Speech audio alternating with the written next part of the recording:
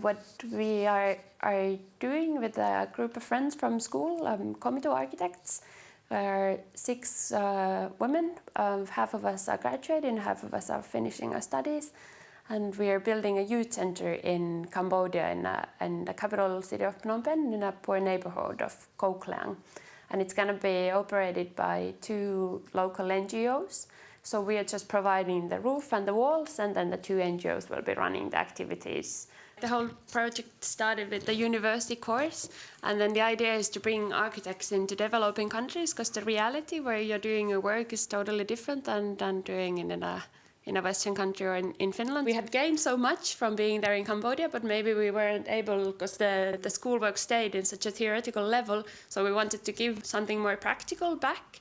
We were all at that time like students, and then we felt that now is the time and chance to do something like this in our life, so we just decided to try for it and go for it. And at the beginning we didn't know like how is it going to happen or anything like that, but now it is happening.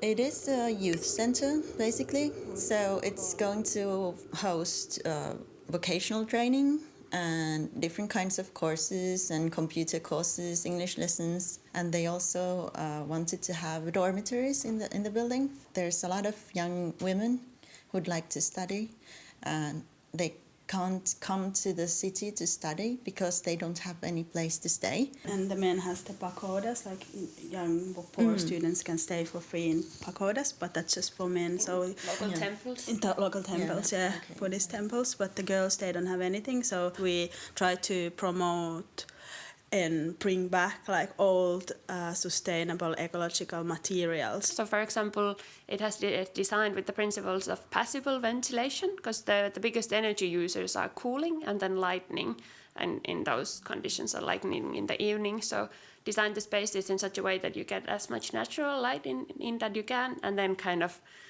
design the roof shape and then the insulation to the roof in a way that the spaces would stay as cool as possible. As we noticed that there's not enough of using bamboo, which is extremely sustainable because it grows really, really fast. You can already harvest the poles or the trunks when they're 4 years old, whereas using wood, for example, it takes 20 years. And of course, in such a tropical area, there's a lot of problems with illegal and forestation and logging. So bamboo is sustainable also in that sense.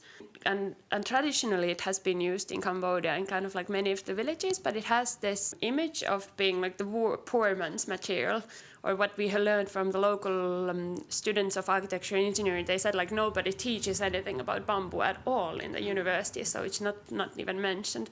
For us, so like kind of designing it together with the users and then the locals and the neighbors, is kind of both for us as designers to understand kind of how they understand the spaces and like what kind of needs they have for the spaces, but then the really big meaning is also to kind of do it together, so it becomes also their project, so they like creating the sense of ownership for the project. Participatory way is the only way of doing this kind of project in a sustainable way.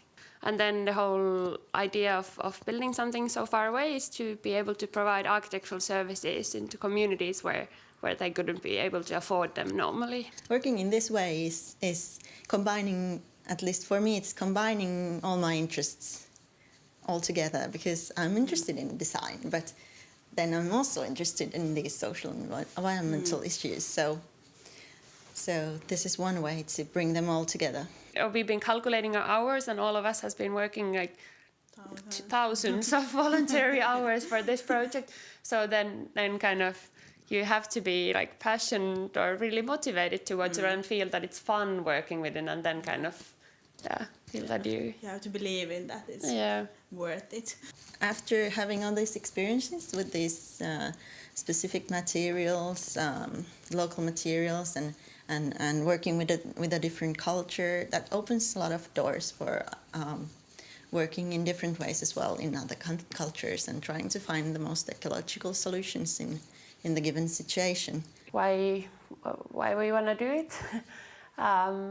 Maybe the only answer is because we can, because we have the opportunity to make a difference or try to kind of improve the lives of the locals in Cambodia and provide or give them some of the chances that we have gotten just by our free education and the possibility to study. So